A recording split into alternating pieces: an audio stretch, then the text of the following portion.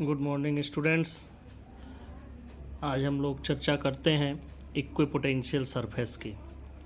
अब equipotential surface जैसा नाम से ही आप समझ रहे हैं, इक्विपोटेंशियल सरफेस का मतलब हो गया एक ऐसा सरफेस जिसके हर एक पॉइंट पर पोटेंशियल की वैल्यू, इलेक्ट्रिक पोटेंशियल की वैल्यू सेम हो। उसी सरफेस को हम कहेंगे इक्विपोटेंशियल सरफेस। अब यहाँ डेफिनेशन देख लें। Any surface that has same electric potential at every point on it is called equipotensial surface।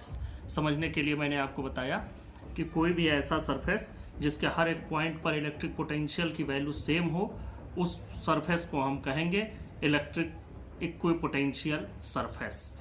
अब इसमें एक बात और भी समझनी है कि इन इक्विपोटेंशियल सरफेसेज की क्या प्रॉपर्टी होती है। अगर कोई इक्विपोटेंशियल सरफेस कहीं है तो उसके पास सर्टेन प्रॉपर्टीज होगी। तो सबसे पहले हम इसको आगे बढ़ाने के पहले आप पहले फार्मूला समझें कि पोटेंशियल का फार्मूला हम लोगों ने अभी क्या निकाला था, पोटेंशियल डिफरेंस का फार्मूला क्या निकाला था, वहां से फिर इसके प्रॉपर्टीज को आगे बनाते चले जाएंगे। जो दो पॉइंट का पोटेंशियल डिफरेंस हम लोगों ने पढ़ा कि दो पॉइंट का पोटेंशियल डिफरेंस क्या होता है, वो फार्मूला मैंने आपको बताया था कि फार्मूला होता है VA माइनस VB, मतलब higher potential minus lower potential is equal to होता है कि अगर एक यूनिट चार्ज को, एक कूलाम के चार्ज को अगर लोअर से हायर तक ले गए तो जो वर्क डन किया गया, अगर Q कूलाम के चार्ज को ले जा रहे हैं तो हम इसको कहेंगे WBA, not AB, WBA divided by Q। यहाँ हमने VA माइनस VB लिखा है। VA माइनस VB का मतलब potential at A minus potential at B is equal to work done in moving a unit charge from B to A। अब अगर ये work done unit charge के तो तब के लिए है जब Q की वैल्यू 1 हो, 1 कूलाम प्लस 1 कूलाम। हमने प्लस 1 कूलाम नहीं लिया बल्कि Q कूलाम चार्ज यूज किया है, तो इस पूरे वर्क डन को Q से डिवाइड कर देंगे। ये वैल्यू आई, ये फार्मूला हम लोगों ने पहले ही पढ़ लिया है। अब यहीं से इक्विपोटेंशियल सरफेस के बारे में आपको समझना है। अब इक्विपोटेंशियल सरफेस का मतलब हो गया कि इन दोनों पॉइंट्स पर पोटेंशियल की वैल्यू हो गई सेम, तो जो VA पर होगा वही VB पर भी होगा। तो अब ऐसे में पोटेंशियल डिफरेंस की वैल्यू क्या हो जाएगी, 0। मतलब ये VA माइनस ये भी उतना ही होगा VA, और ये equal to WBA divided by 4, ये वैल्यू हो गई 0। और इसका मतलब कि जो वर्क डन की वैल्यू होगी, work done WBA divided by 4, या अगर हम सिंपल फार्मूला लिखें कि work done in moving a charge from point B to A, then its value will be 0। तो यहाँ से आपको एक बात समझ में आ गई कि अगर कोई भी इक्विपोटेंशियल सरफेस है तो उस इक्विपोटेंशियल सरफेस पर किसी भी चार्ज को एक पॉइंट से दूसरे पॉइंट पर ले जाने में कोई भी वर्क डन नहीं होगा। This is first property of equipotential surface.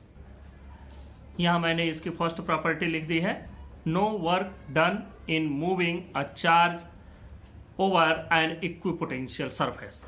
अब हम दूसरे प्रॉपर्टी पर चलते हैं। दूसरे प्रॉपर्टी पर चलने के पहले एक बात और भी मैं आपको समझाना चाहूँगा कि वर्क डन 0 हो गया जबकि एक चार्ज पार्टिकल को हम एक पॉइंट से दूसरे पॉइंट तक ले जा रहे हैं। तो अब इस चीज़ को जरा सा आप लोग याद करें कि जब आप लोग क्लास 11th में पढ़े थे 0 वर्क डन। 0 वर्क डन का क्या मतलब होता था? 0 वर्क डन का मतलब होता था कि अगर एक पॉइंट से दूसरे पॉइंट तक किसी भी ऑब्जेक्ट को हम मूव करा रहे हैं तो वहाँ वर्क डन 0 हो जाए। और 0 वर्क डन हम कब पाते थे? 0 वर्क डन हम तब मिलता था हमें जबकि जो फोर्स लग रहा हो और जो डिस्प्लेसमेंट लग रहा हो उन दोनों के बीच में 90 डिग्री का एंगल बनता हो। अब आप लोग जरा सा यहाँ थोड़ा सा ध्यान देंगे। हम एक एग्जाम्पल बताते हैं। हमने एक एग्जाम्पल बताया था कि अगर कोई कुली अगर कोई सामान लेकर के प्लेटफॉर्म पर चल रहा हो तो कुली के सर पर बोझ mg नीचे की ओर आया और जो उसका डिस्प्लेसमेंट है वो डिस्प्लेसमेंट आगे की ओर हुआ। अब इन दोनों के बीच में 90 डिग्री का एंगल बन रहा है। तो जब यहाँ 90 डिग्री का एंगल बना तो W इज इक्वल टू आप लोग लिखते हैं F डॉट S या FS cos थीटा। तो यहाँ पर जो फोर्स की वैल्यू आएगी, वर्क डन की वैल्यू आएगी Fs cos 90, और यहाँ से ये वैल्यू वर्क डन की 0 हो जाएगी। तो 0 वर्क डन होने के लिए, मेरे पूरे समझाने का मतलब सिर्फ इतना ही था कि 0 वर्क डन होने के लिए जरूरी है कि जो फोर्स हो और जो डिस्प्लेसमेंट हो दोनों के बीच में 90 डिग्री का एंगल हो। अब अगर एक सरफेस हमने ऐसा बनाया है जो कि यह सरफेस इस तरीके का है कि इस पर किसी भी चार्ज को हम मूव करा रहे हैं और उस चार्ज को मूव कराने पर एक पॉइंट से दूसरे पॉइंट तक हम ले जा रहे हैं, तो कोई वर्क डन नहीं हो रहा है। इसका मतलब कि इस पर कोई ना कोई चार्ज पर जो जिस फील्ड में यह चार्ज रखा गया है वह फील्ड इस डिस्प्लेसमेंट के जस्ट परपेंडिकुलर होना चाहिए। हम ऐसे समझ सकते हैं कि अगर फील्ड लाइंस इसके परपेंडिकुलर हों, इस पूरे सरफेस के, हमने स्फेरिकल सरफेस लिया, इस स्फेरिकल सरफेस के जस्ट परपेंडिकुलर अगर फील्ड लाइंस हैं, तब अब यहां से जब आप कोई भी चार्ज एक जगह से दूसरी जगह ले जाएंगे तो चार्ज तो आप इधर ले जा रहे हैं, फील्ड लाइन इधर की ओर है। मतलब जो आपको वर्क डन करना है इस फील्ड लाइन के अगेंस्ट, वह फील्ड लाइन के अगेंस्ट जो वर्क डन होगा उसमें फोर्स और डिस्प्लेसमेंट के बीच में 90 डिग्री का एंगल बनेगा, और इस जगह पर जब 90 डिग्री का एंगल होगा तो वर्क डन 0 हो जाएगा।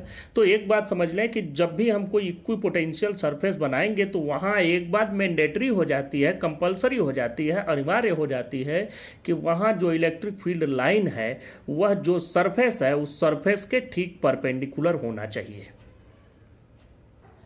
यहाँ से हमारी दूसरी प्रॉपर्टी बनी, electric field is always normal, normal means perpendicular to the equipotential surface at every point. हर एक पॉइंट पर फील्ड की वैल्यू सरफेस के नॉर्मल होगा तभी वह इक्विपोटेंशियल सरफेस हो पाएगा, तभी उस पर एक पॉइंट से दूसरे पॉइंट तक किसी चार्ज को मूव कराने में वर्क डन 0 मिलेगा। वह तभी होगा जब फोर्स और डिस्प्लेसमेंट के बीच में एंगल 90 डिग्री हो, मतलब सरफेस पर चार्ज मूव करा रहे हैं और सरफेस के ठीक परपेंडिकुलर डायरेक्शन में फील्ड लाइन है, तब उनके बीच में एंगल बनेगा 90 डिग्री और वहां वर्क डन हो जाएगा 0, मतलब इक्विपोटेंशियल सरफेस हो जाएगा।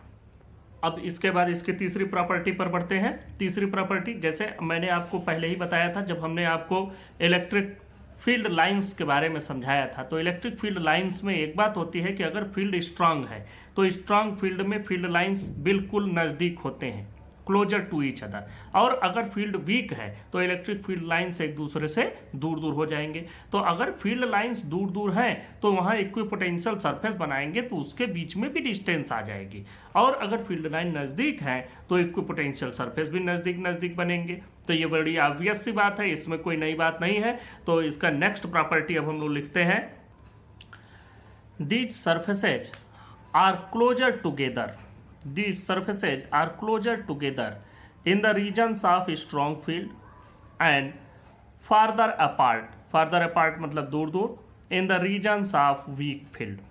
इस बात को भी समझने की जरूरत है कि अगर आपको कहीं इस तरह की चीज मिलती है, जरा ध्यान दें, मान लीजिए हम अगर एक पॉजिटिव चार्ज लिए हैं और बगल में थोड़ी दूर पर एक निगेटिव चार्ज ले लेते हैं, तो जो फील्ड लाइंस होंगी पॉजिटिव से निगेटिव की ओर ऐसे चलेंगी, इस तरीके से पॉजिटिव से निगेटिव की ओर फील्ड लाइंस चलेंगी।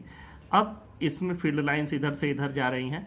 आप देखें यहाँ पर फील्ड लाइनों के बीच की दूरी ज़्यादा है, जबकि यहाँ पर फील्ड लाइनें नज़दीक नज़दीक हैं।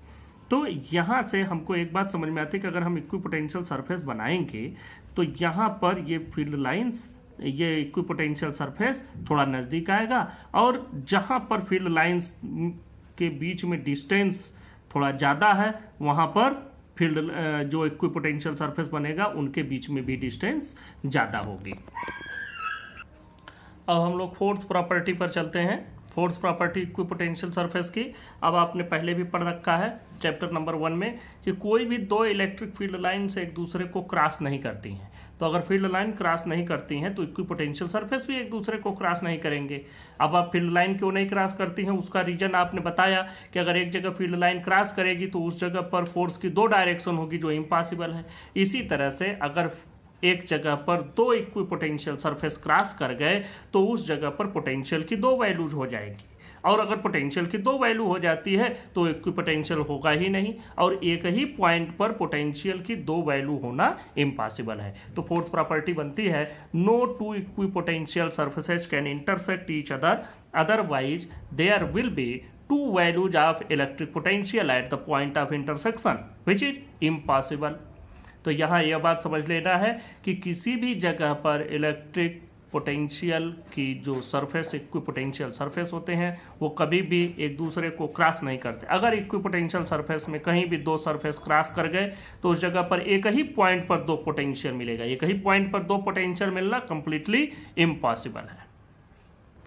अब हम लोग नेक्स्ट टॉपिक पर चलते हैं, equi potential surfaces of various charge systems. अब इसमें सबसे पहले हम लोग पढ़ते हैं पॉजिटिव पॉइंट चार्ज, जो सबसे इजी है। पॉजिटिव पॉइंट चार्ज और नेगेटिव चार्ज के लिए अगर पॉइंट चार्ज है तो हम लोगों को देखिए ये एक पॉइंट चार्ज हो गया। अब आपको करना क्या है, इसकी फील्ड लाइंस बना दीजिए। फील्ड लाइंस इससे आउटवर्ड डायरेक्शन में होगा। आपने पहले भी पढ़ रखा है कि पॉजिटिव चार्ज से आउटवर्ड डायरेक्शन में फील्ड लाइंस होती हैं और नेगेटिव चार्ज से इनवर्ड डायरेक्शन में फील्ड लाइंस होती हैं। तो ये फील्ड लाइंस हो गई। अब इन्हीं फील्ड लाइंस के ठीक परपेंडिकुलर आपको इक्वी पोटेंशियल सरफेस बनाना है, क्योंकि आपको इक्वी पोटेंशियल सरफेस का यह पॉइंट हमेशा याद रखना है कि कहीं भी इक्वी पोटेंशियल सरफेस होगा तो उस पर electric field lines just just perpendicular होंगी, नहीं तो फोर्स और डिस्प्लेसमेंट के बीच में 90 डिग्री एंगल नहीं बनेगा और उस जगह पर हम इक्वी पोटेंशियल नहीं पाएंगे। तो यह हमेशा ध्यान में रखें कि equipotential surfaces are always perpendicular to the field lines. तो अब इसके परपेंडिकुलर अगर हम एक सरफेस बनाते हैं तो वह इसी तरह का एक स्फेरिकल सरफेस बनेगा। सर्कुलर नहीं, ये स्फेरिकल है, ये इस तरह का स्फेयर बनेगा, पूरा ऐसे स्फेयर।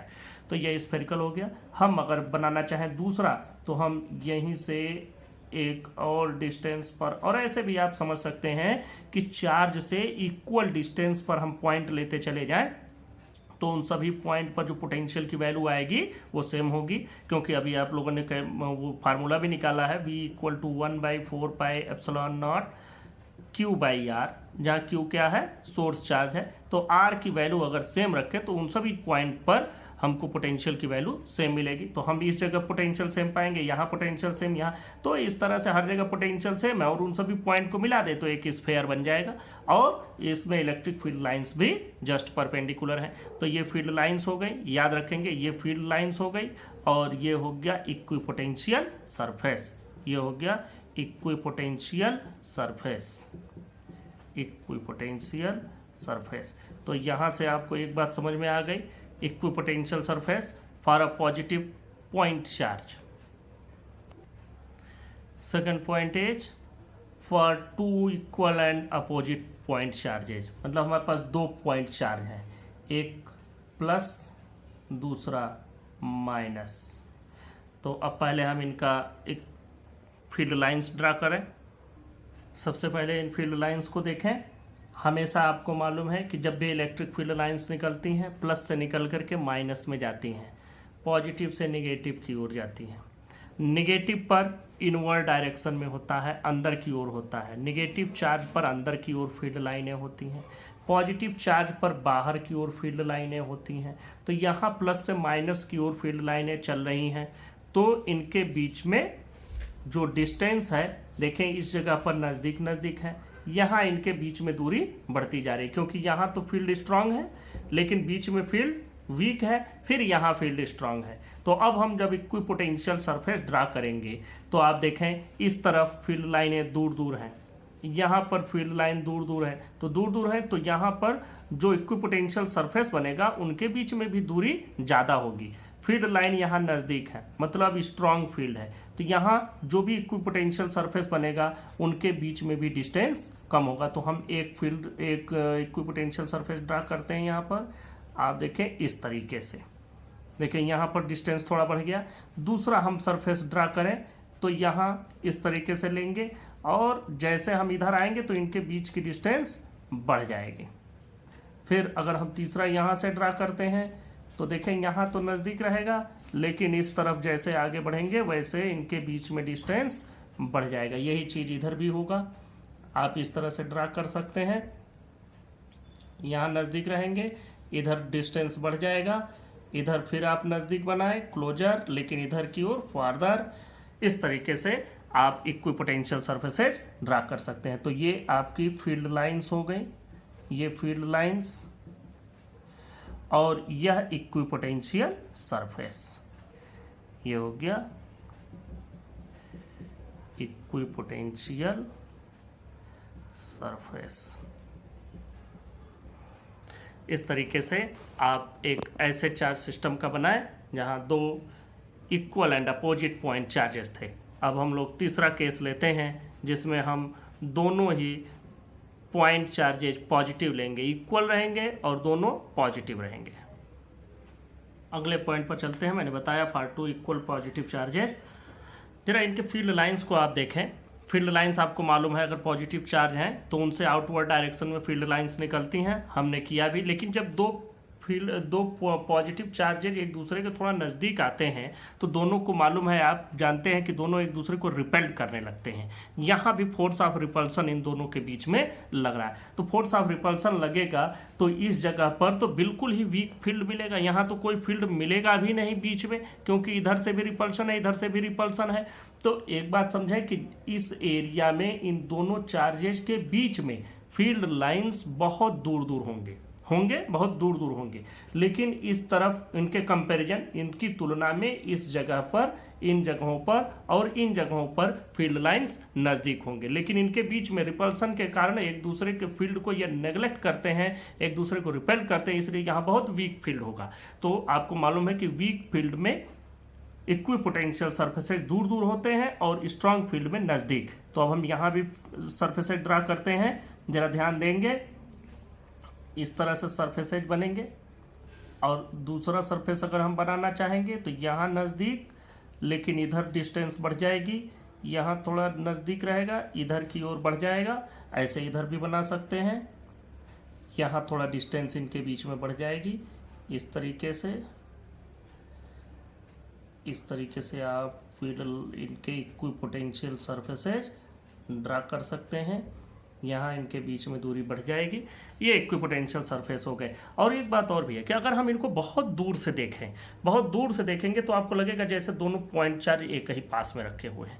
इसलिए एक फाइनल हम इक्विपोटेंशियल सरफेस इसमें ड्रा करते हैं लास्ट में, जो कि ऐसा होता है जो दोनों को एक घेरे में लिए रहता है। इसमें थोड़ा सा नीचे कर देंगे, यहाँ फिर थोड़ा ऊपर करके, इस तरह से हम एक इक्विपोटेंशियल सरफेस लास्ट में ड्रा करेंगे। यह सरफेस इसलिए ड्रा किया, यह रिप्रेजेंट करता है कि दूर से देखने पर हमको लगेगा कि जैसे दोनों के दोनों एक साथ रखे गए हैं, दोनों के बीच में बहुत कम डिस्टेंस है। अब यहाँ पर आप लोग फील्ड लाइन जो इक्विपोटेंशियल समझ रहे हैं, ये ध्यान से समझ लें। ये तो आपकी फील्ड लाइंस हो गई, ये फील्ड लाइंस हो गई, इलेक्ट्रिक फील्ड लाइंस, और ये आपका इक्विपोटेंशियल सरफेस हो गया, इक्विपोटेंशियल सरफेस। तो इस तरह के आप लोग इस चीज़ को थोड़ा अच्छे से पढ़िएगा, क्योंकि यह आपके एग्जाम में हर साल पूछे जाने वाला क्वेश्चन है। इक्विपोटेंशियल सरफेस बनाना सबको आता है। अगर इधर भी डिस्टेंस और इधर भी डिस्टेंस बराबर कर दिए, सरफेस गलत हो जाएगा। यहाँ उनके बीच में डिस्टेंस बढ़ा देनी है, यहाँ कम करनी है, क्योंकि यहाँ फील्ड स्ट्रांग है, यहाँ फील्ड वीक है। इसी तरह यहाँ भी, यहाँ थोड़ा कम डिस्टेंस पर रहेगा सरफेस, यहाँ सरफेसेज के बीच में डिस्टेंस ज़्यादा। नेक्स्ट टॉपिक है हमारा इलेक्ट्रिक पोटेंशियल एनर्जी। जब भी पोटेंशियल एनर्जी की बात आती है तो मैंने कहा कि कोई भी चीज़ है उसका अगर पोटेंशियल एनर्जी निकालना है, मतलब उसको सिस्टम को बनाने में जो वर्क डन है वही पोटेंशियल एनर्जी हो जाता है। यहाँ भी हमको इलेक्ट्रिक पोटेंशियल एनर्जी निकालना है या समझना है, तो इलेक्ट्रिक पोटेंशियल एनर्जी का मतलब इलेक्ट्रिक फील्ड कैसे बनेगा? चार्जेस से, पॉइंट चार्जेस से। तो अगर कुछ पॉइंट चार्जेस की पोटेंशियल एनर्जी निकालनी है तो उन पॉइंट चार्जेस को पास रखने में, अगल बगल रखने में, इन्फिनिटी से ला करके हमको जो वर्क डन करना पड़ता है वही उसका पोटेंशियल एनर्जी है। या जस्ट आप ऐसे कंसीडर करें कि पहले तो मैं आपको डेफिनेशन बना दूं। The amount of work done in assembling the charges eight there locations by bringing them from infinity. जरा सा समझो, मान लें कि हमारे पास अभी यहाँ कोई चार्ज नहीं है, हमको एक चार्ज यहाँ पर रखना है, कोई प्रॉब्लम नहीं है। इस चार्ज को यहाँ रखने में आपको कोई भी वर्क डन नहीं करना है, क्योंकि इसके पास कोई इलेक्ट्रिक फील्ड है नहीं, अगल बगल कहीं कोई इलेक्ट्रिक फील्ड नहीं है जो इसको अपोज करे, न ही इसके पास कोई चार्ज पार्टिकल है जो इसको अपोज करे। अब इस चार्ज पार्टिकल Q1 को हमने रख दिया, अब इसके बगल में हमको दूसरा चार्ज Q2 रखना है। तो अब दूसरा चार्ज इसके बगल में ले आने के लिए आप इन्फिनिटी से ले आएंगे, इसका तो कुछ न कुछ इलेक्ट्रिक फील्ड होगा, फील्ड एरिया होगी कुछ। उस फील्ड एरिया में जब इसको ले आएंगे दूसरे चार्ज पार्टिकल को, तो आपको वर्क डन करना पड़ेगा। वही वर्क डन इस पूरे सिस्टम, दोनों चार्जों का सिस्टम है, इस पूरे सिस्टम का पोटेंशियल एनर्जी हो जाएगा। एक तीसरा चार्ज हम और ले आते हैं Q3। अब यह इन दोनों की वजह से इस पर फोर्स लगेगा और तब इसको यहाँ पर रखने में इन दोनों चार्जेस से लगने वाले इलेक्ट्रिक फील्ड के अगेंस्ट वर्क डन करके यहाँ रखना पड़ेगा, तब इसका भी कुछ पोटेंशियल एनर्जी हो जाएगा और पूरे सिस्टम की एक पोटेंशियल एनर्जी हमको मिलेगी। तो इस तरह से हम पोटेंशियल एनर्जी कैलकुलेट करते हैं। तो वेरियस चार्ज सिस्टम्स के लिए हम लोग पोटेंशियल एनर्जी कैलकुलेट करेंगे for system of 2 point charges, for system of 3 point charges, for system of n point charges. अब हम लोग कोशिश करते हैं, पहले शुरू करते हैं। हम लोग पहला पढ़ते हैं potential energy of a system of 2 point charges. इसके लिए हमारे पास एक चार्ज है Q1 और इसी से r डिस्टेंस पर एक दूसरा चार्ज हम ले आते हैं Q2। इन दोनों के बीच का डिस्टेंस है r। सबसे पहले जब हमारे पास हमने चार्ज Q1 ले आया, इस जगह पर हम ले आकर के रखे, तो हमको अगर कुछ वर्क डन करना पड़ा तो वो रहा 0, क्योंकि कोई चार्ज उस समय नहीं था जो इसको अपोज करे इसको यहाँ ले आने से। तो इसलिए Q1 को ले आने में कोई वर्क डन नहीं हुआ। जब हम Q2 को ले आए, यहाँ से r डिस्टेंस पर रखे, तो यहाँ पर Q1 के कारण कुछ न कुछ पोटेंशियल है। तो अगर कोई पोटेंशियल है तो वहाँ पर उसको रखने में हमको वर्क डन भी करना पड़ेगा। तो आप लोगों ने पढ़ा है पोटेंशियल का formula, V is equal to work done per unit charge. अब देखें, इस जगह पर Q1 से कुछ पोटेंशियल बना r डिस्टेंस पर, वह r डिस्टेंस पर बना हुआ पोटेंशियल हम V1 मान लेते हैं और इस Q2 चार्ज को यहाँ ले आने में जो वर्क डन हुआ वो W2 मान लेते हैं। तो देखें, W2 is equal to V1 Q2। एक बार फिर से मैं समझा दूं, V1 Q1 के कारण r डिस्टेंस पर इस जगह पर जो पोटेंशियल है उसकी वैल्यू है V1 और यहाँ पर जो हम चार्ज ले आ रहे हैं वो Q2 है। तो V1 की वैल्यू आप पुटअप कर दें, 1/4 पाई एप्सिलॉन नॉट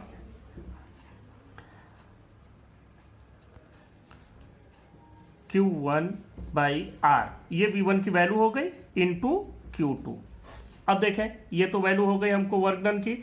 तो जो इसका पोटेंशियल एनर्जी हुआ, potential energy of these 2 point charges, वो potential energy U equal to हो गया इस पूरे सिस्टम को बनाने में जो टोटल वर्क डन हुआ, और ये वर्क डन हुआ 0, इस जगह पर 0 work done, plus 1/4 pi epsilon naught Q1 Q2 by R। तो इस पूरे सिस्टम की जो पोटेंशियल एनर्जी हुई, वो पोटेंशियल एनर्जी मैं यहाँ लिख देता हूँ, U equal to 1/4 pi epsilon naught Q1 Q2 divided by R। This is the potential energy of a 2 charge system. और ये दोनों चार्जेज पॉइंट चार्ज हैं जो कि एक दूसरे से r डिस्टेंस पर सेपरेट किए गए हैं। अब हम लोग अगले टॉपिक पर चलते हैं, potential energy of a 3 point charges, of a system of 3 point charges. अब यहाँ पर देखें, हमारे पास 3 पॉइंट चार्जेज हैं। पहले तो हम पॉइंट चार्ज रखते हैं Q1, ये हो गया हमारे पास पॉइंट चार्ज Q1। अब इसको हमको यहाँ रखने में कोई भी वर्क डन नहीं करना पड़ा, क्योंकि ना ही कोई एक्सटर्नल इलेक्ट्रिक फील्ड है, ना ही कोई चार्ज है जो इसको अट्रैक्ट या रिपेल्ट करे।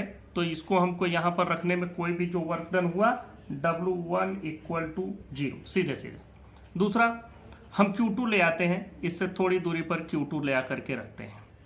तो हम यहाँ रखे Q2, यहाँ पर ये 1 से 2 को मिलाने वाली जो लाइन है, अब 3 चार्ज हो गए, तो अब थोड़ा नाम रखने के लिए हम सिस्टमेटिक कर देते हैं R12।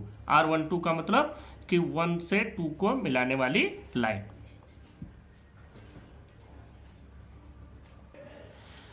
अब जब हम इसको यहाँ पर ले आए हैं, तब यहाँ Q1 की वजह से एक पोटेंशियल था, और वह पोटेंशियल कौन सा था, हम यहाँ पर पोटेंशियल भी लिख देते हैं। इस जगह पर पोटेंशियल था V1 जो Q1 की वजह से था।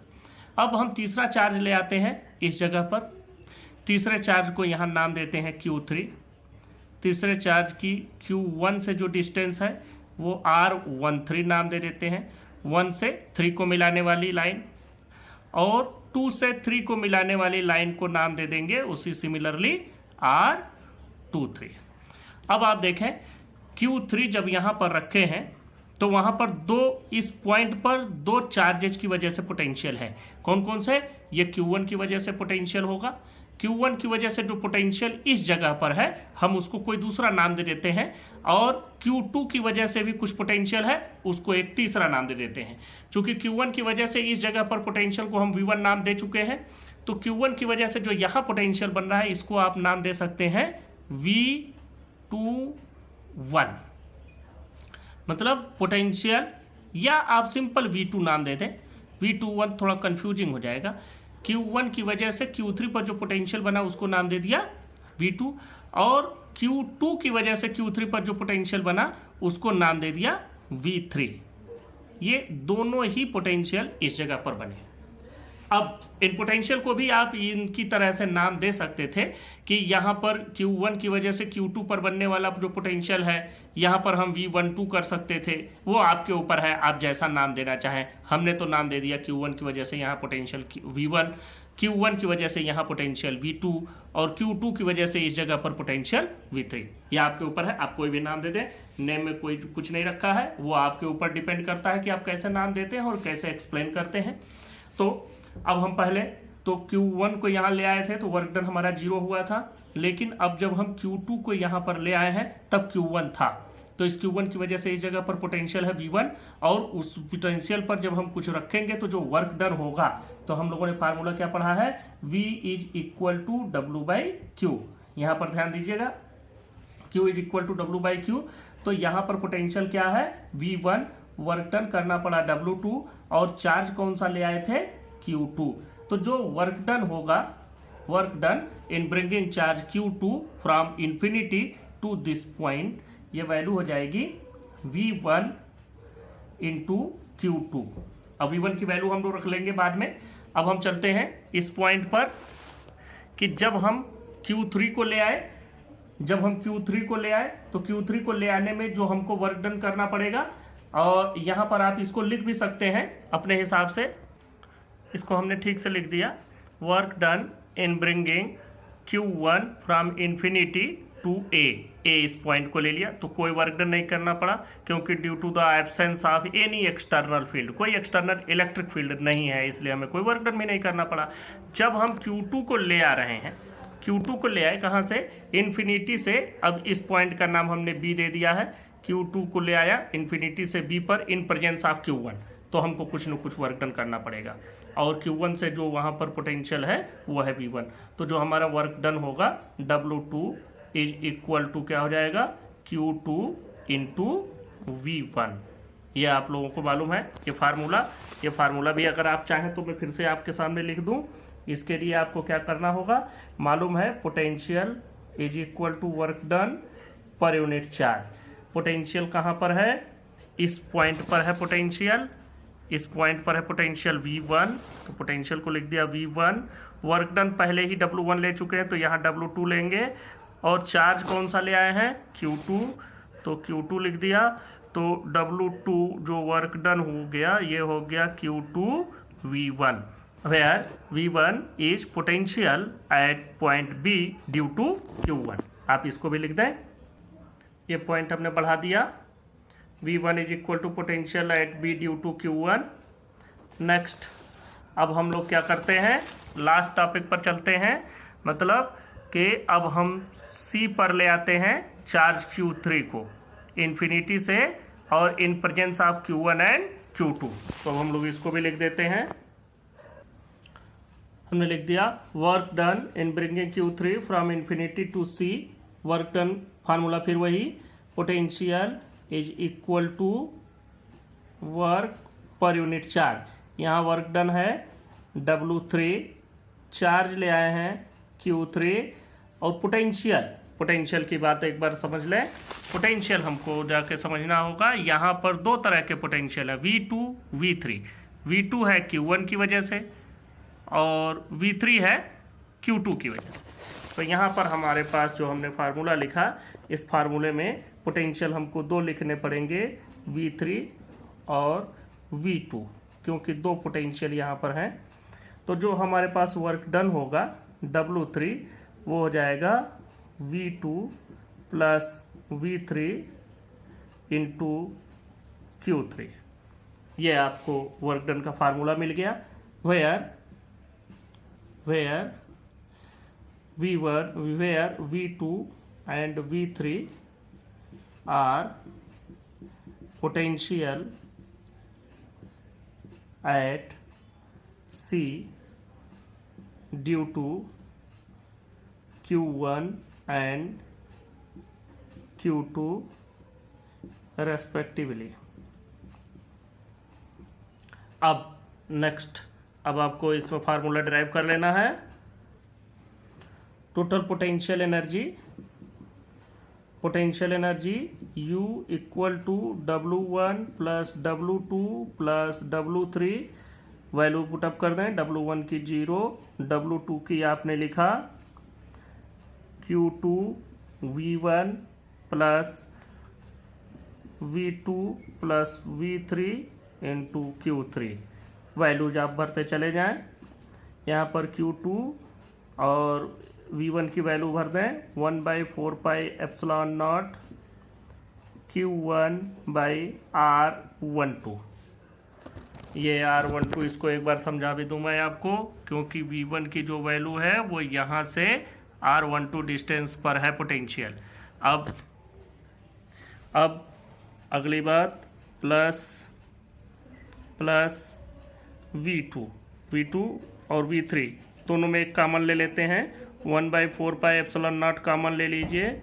1/4 पाई एप्सिलॉन नॉट कॉमन ले लिया तो क्या बचा, यहाँ पर बचा जो V2 की वैल्यू है। V2 की वैल्यू आप लोग एक बार देख लें। V2 है Q1 की वजह से R13 डिस्टेंस पर, और V3 हमने लिया है Q2 की वजह से R23 डिस्टेंस पर। तो इस फार्मूले को मैं यहाँ लिख देता हूँ। V2 का मतलब हो गया Q1 by R13 plus V2 का मतलब हो गया Q2 by R23 into Q3। अब सभी में आप कॉमन ले लें, 1/4 पाई एप्सिलॉन नॉट, ये कॉमन हो गया। इस कॉमन के बाद जो वैल्यू बच रही है वो वैल्यू रख दें। क्या बचेगा, Q1 Q2 by R12 plus, देखें यहाँ Q1 Q3 by R13 plus Q2 Q3 by R23, Q2 Q3 by R23। This is the formula for potential of a system of 3 point charges।